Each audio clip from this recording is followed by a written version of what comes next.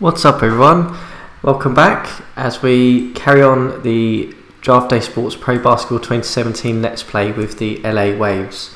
So last time we sort of finished up just before the trade deadline, and I said that off camera really I was going to take a look to see whether there's any initial moves we could make. We were sort of sitting at the time, I think, around just outside the playoffs, and we were sort of in a bit of a middle of the pack, deciding, a bit unsure really whether to go and make a move that would potentially put us back into the playoff hunt, or whether to double down essentially right off this year, try and develop some of our young players and see if we can move some of our older veterans for picks or for some youth talent that we might need going forward.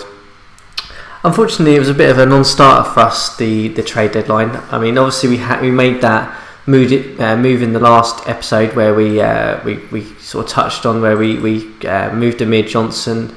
We moved for Amir Johnson and traded off Lou Williams. Obviously the move for that was mainly for financial reasons, to give us a bit more cap space this summer. I sort of last time I had a little look at the people who are available, and we touched on possibly trying to make a move for James Harden. He was on the Houston's trade block. I think it was because they weren't performing very well and because he was probably unhappy with the situation. Unfortunately, I couldn't make that one work. I couldn't even get close to what they would want in terms of valuation for him. I think at one stage I had Ingram, Russell, and I think Gobert possibly in the mix with picks to try and get him, just to see whether I could make it possible. But unfortunately, we didn't really get anywhere with that. But I mean, outside of that, we obviously we didn't make any moves, but the AI teams made several moves. So what I thought I'd do for the start of this is just recap some of those moves, sort of throw in my thoughts and opinions on whether it possibly worked out for a team more than another team in the transaction, and just generally sort of recap and see where we are a month on from the trade deadline. You can probably guess by the record up here where we are anyway, but we'll do a little recap as well. So in terms of the trades that really went down, it was predominantly a lot of playoff teams that made moves really. There wasn't any huge movements in terms of a star player movement, but there was a lot of minor moves. So the first one that we sort of saw was the Boston Celtics moved Jaylen Brown, James Young, Joel Green and Jonas Jerebko for Serge Ibaka and a second round pick in Orlando. So I mean, Orlando in the standings, we'll recap that a little bit later, but Orlando haven't been doing that well. They were borderline outside the playoffs, and this was predominantly a move for Boston to try and shore up that front court a little bit more and get the likes of Horford and Zeller and Olienk a little bit more support in there, and it's worked out really well for them so far, and it certainly was more advantageous to them to make that move. They were already solidly going to be a playoff team, and Serge Ibaka is a massive upgrade to what they had in there really at the power forward position. So I think that one's worked out quite nicely for them at the trade deadline. And you can see here, just Jonas Jerebko got released by the Mystics, so they were obviously just looking to move Serge Ibaka really and trying to take a gamble possibly on some of these guys, seeing how they panned out. Probably that for a little bit of cap reasons as well.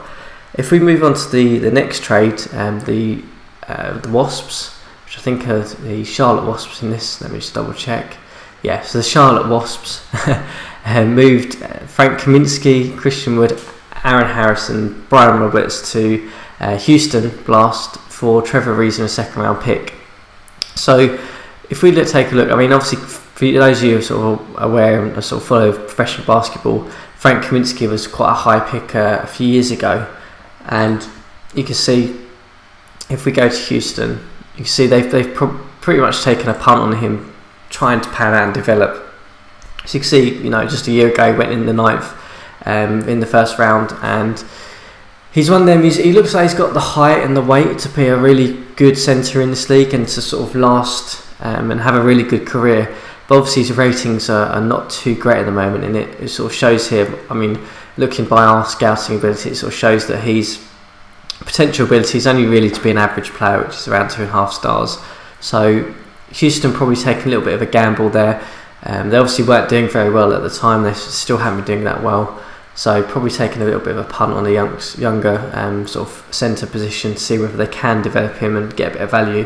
For the Charlotte Wasps, however, they were sort of milling around the playoff spot and still are. And Ariza was a clear move to get another veteran sort of swingman into their rotation. And you can see he's sitting currently in the 7th slot on their sort of roster lineup. So he's going to be probably playing minutes from the bench. I imagine probably around sort of the 2-3 position, because his passing hand is not terrible, but obviously he's a really good defender in terms of his stealing ability. So for me, personally, I think that's going to be a win for the Wasps rather than Houston. I doubt Frank Kaminsky is going to turn up and become a really good player in this playthrough. So we'll see how that one pans out. But for me, I think Charlotte have won that transaction really. And then you can see again, Houston making a bit of room, clearing a couple of players that they had in their rotation, releasing them to make room for that trade. In terms of the other transactions that happened, obviously we can see the next one here. Golden State were fairly active. I mean, we'll touch on how well Golden State have been doing anyway, and it looks like they're going to set a record in terms of number of wins this season possibly. But they were really active at the trade deadline and around the trade deadline. They moved Iguodala and Varejao, two sort of older veterans for Andrew Bogut. So in terms of that move, Dallas Rangers here making that move probably just to clear Andrew Bogut's cap space off. But obviously Bogut being an ex-Golden State player anyway, they obviously felt that they needed a bit more of a presence in the post to help the likes of Zaza, who's in there. But obviously that's a bit of a short-term move really, in the fact that Bogut's contract expires this year. So just a minor tweak there probably to just help them in the playoffs really, and give them a bit of support around the likes of McGee and Zaza, as I said. They also we'll come back to the other trades, but they also made another trade in that they moved Damian West, who's again another experienced veteran, and some sort of middle tier players, really pro players who weren't getting any minutes for George Hill and a second round pick. So George Hill in this playthrough in Utah was on the block for pretty much most of the season. So they obviously felt they wanted another guard upgrade as well, and it was a bit of a no-brainer move for them. Again, it was a expiring contract in George Hill, and it just gives them a little bit more depth. Obviously with Livingston having sort of question marks around his health still really, and whether he can still sort of live up to the hype off of the bench for them. Hill was a bit of an upgrade for them at the 6-man position really, someone who can play the point guard or the shooting guard position fairly well, a good ball handler and not too bad a defender. He also, interestingly, is having a pretty good shooting season. He's shooting fairly well, obviously in limited minutes, and he's pretty good from beyond the arc, so it sort of fits their system really.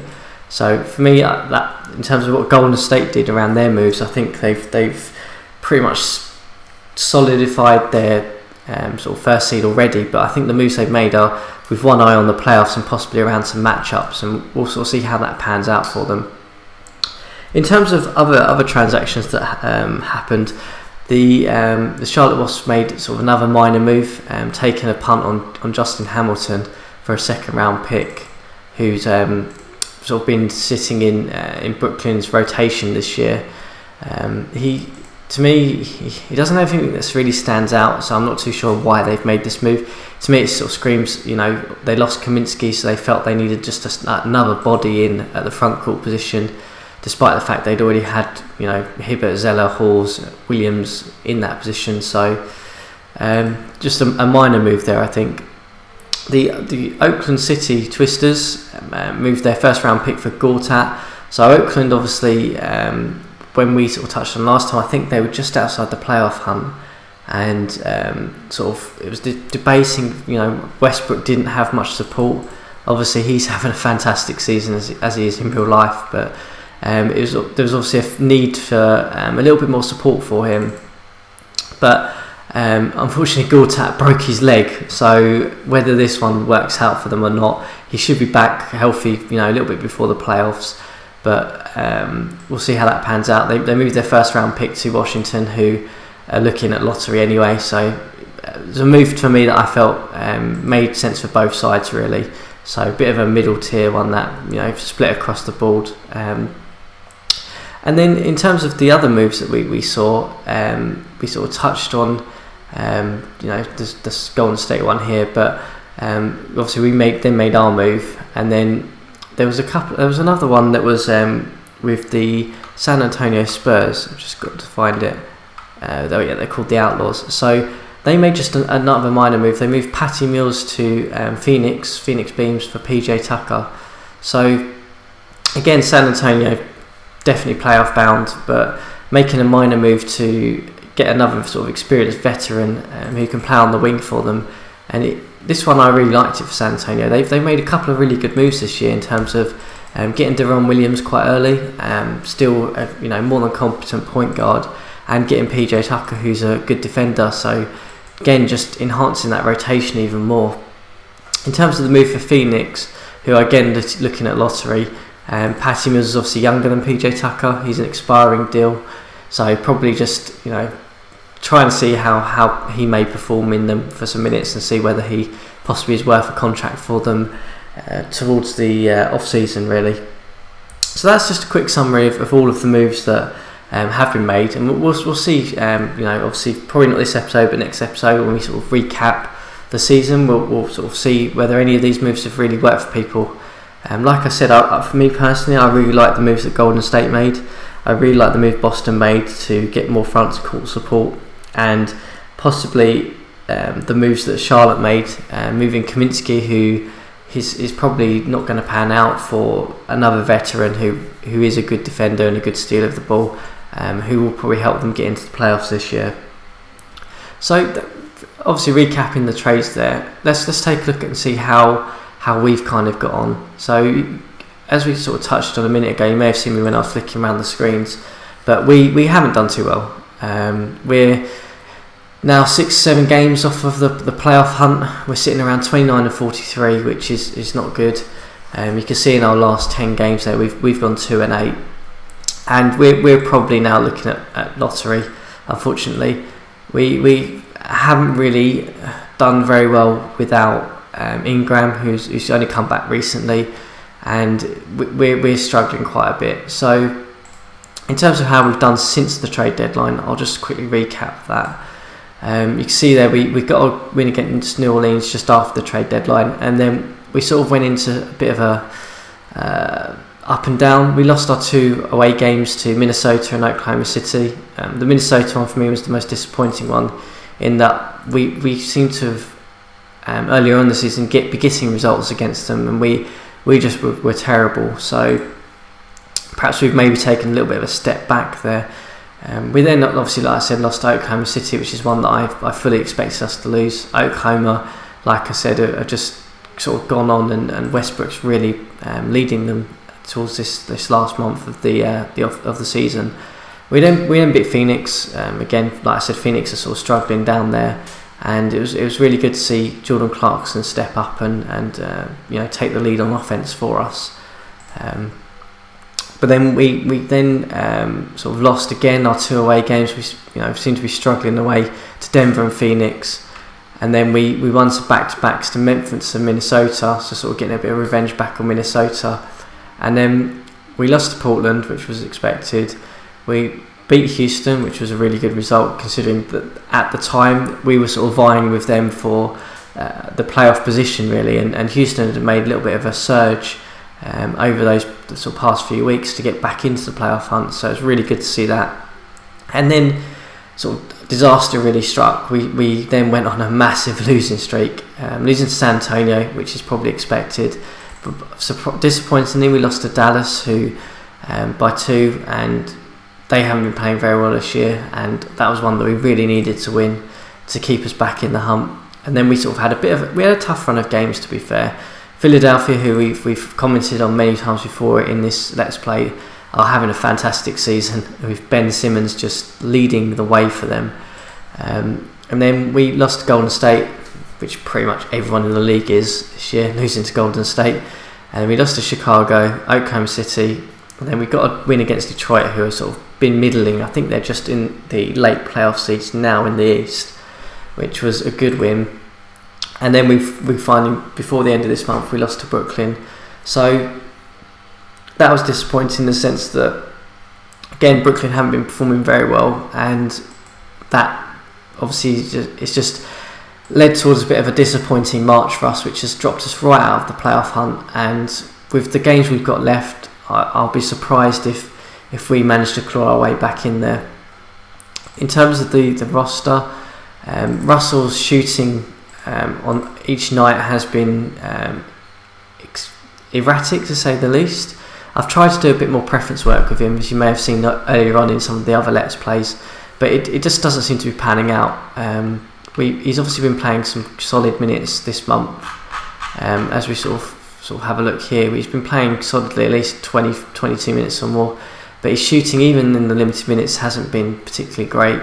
So I'm still not sold on him, and I think in the off season he's one that we may be looking to sort of move on to a new home, really, to see whether we can get any good value for him. So that's kind of where we are in terms of the waves. I think, I'll sort of go through the next month in the next episode, and we'll then sort of do a little bit of a recap. But I think for me it's going to be a case of, let's just see if we can get back into it. I'm not going to put any of the youngsters really straight into the lineup and just completely go for a low position to try and get a higher lottery pick. We're still going to compete. We're still going to try and see whether we can get back in there, even if it is very slim, as it looks like at the moment. So in terms of how the season is shaping up across the league, you can see if we go to the Western Conference, obviously we've touched on where we are, and Houston have made that little bit of a resurgence. There's a bit of a big gap between the last seed in the West and sort of the lower seeding sort of positions. There's, Memphis are still struggling. Houston are still looking like they're within touching distance, but they're still in the same boat as us. Whether they can get back in there is debatable. But the one to talk about in the West is Golden State, going 69-4 so far, on a fantastic run really, looking like they could be setting one of the best records that we've ever seen. So they're obviously going to be one of the big ones to look out for, whether they can win the championship this year. No one's really been near them with the record, and then we've sort of got a sort of middle three teams, which is the Clippers, who obviously we've commented on before, have a really strong rotation.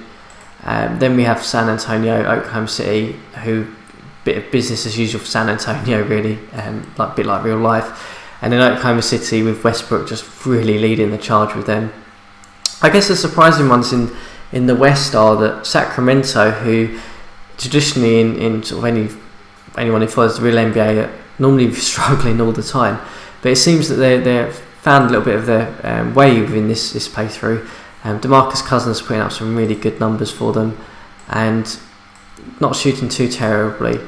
But I think the one for me that's been really interesting is Darren Collison. So he sort of took our point guards to school earlier on in the season, and he's having a really, really good season because he's shooting excellently across the board really, and putting up some really good numbers, and probably one of the deciding factors in them performing as well as they have been.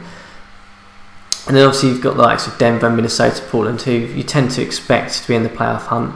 In terms of disappointing teams, you're probably looking at Houston, who obviously are led by James Harden, have been pretty poor. Utah, who traditionally are normally in the playoff hunt, again not doing too well. I guess you can probably comment on New Orleans not doing very well, even though Anthony Davis is on his own out there. He hasn't got much else in terms of support. I mean, we can look at their rotation. There's not a great amount of stuff that would stand out there. So arguably you could say they should be performing a little bit better because they do have a franchise player.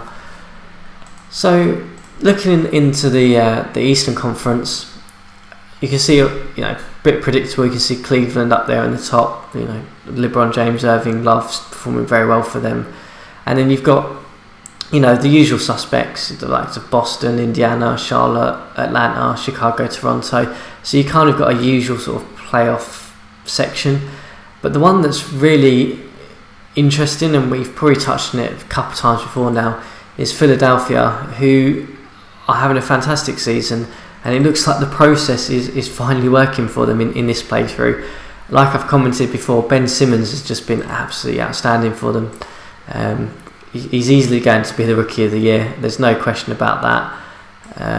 And he's been performing really, really well for them, as well as Embiid, who has been doing really well for them in the front court positions. So, you've got those two there. Usually, they're obviously going to be a handful in the playoffs. And it'll be really interesting to see how they do in the playoffs, because for me, I think they're going to be a bit of a wild card to take the whole championship title away from Golden State. It's a bit of a mixed type of play, really, in that Philadelphia, majority of their players are who are performing really well for them are in the front court. So you've got the likes of Noel, Embiid, Okafor, and then you've got like Saric and Simmons, all front court players, and then their back court's a little bit weak, really.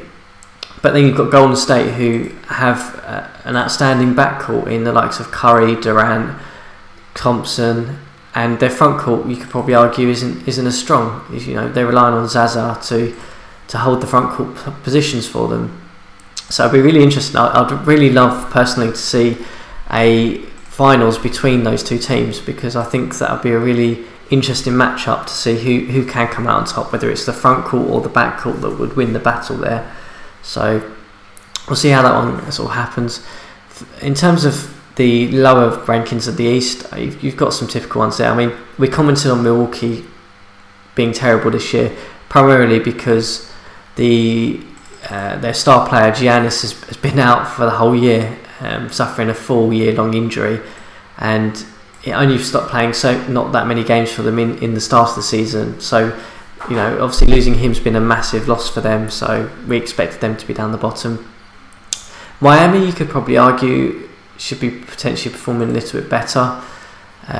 Whiteside obviously is their big sort of pulling piece, but he hasn't. He's got some solid stats, but he needs help. He's not a natural scorer, so they need some help around there.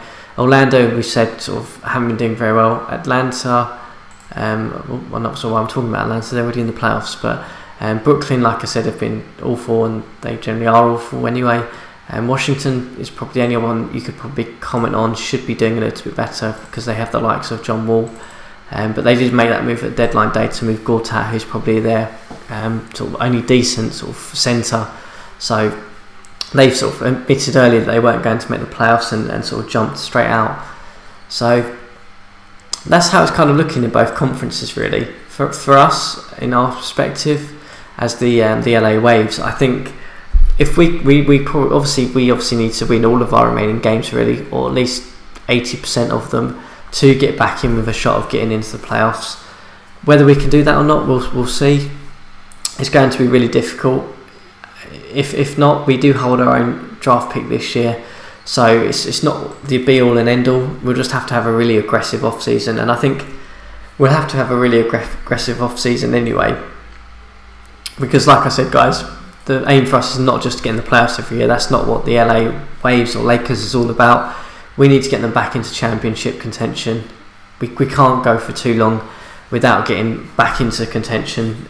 Obviously, with the likes of Kobe Bryant going and Paul Gasol sort of moving on a couple of seasons ago, we obviously want to get this team back into a championship team as quick as possible, really. And we'll have to be really aggressive. We already have in a way, in that we've sort of got Gobert, who's probably going to be our dominant sort of front court player. We've got Ingram, who's having a really good season as a rookie, but we've commented on before, he's probably not going to be our star player. He's probably a third option for us at best if we do develop into a championship side. Obviously Larry Nance has been performing really well, but there's probably question marks whether we want to move him on, because he's having a good season. Can he do that again? Same with Clarkson, who's having a solid season, but is he really good enough for us? And do we want to cash in the potential of D'Angelo Russell early and see whether we can get someone who's more ready now to speed us along a little bit more than potentially we are at the moment? So as always, guys, comment on any I think that you think we could do in the comment section below, and if you enjoyed the episode or enjoying the series, just hit that like button. And if you want to follow the episodes as they come out, as soon as they're released, just hit that subscribe button.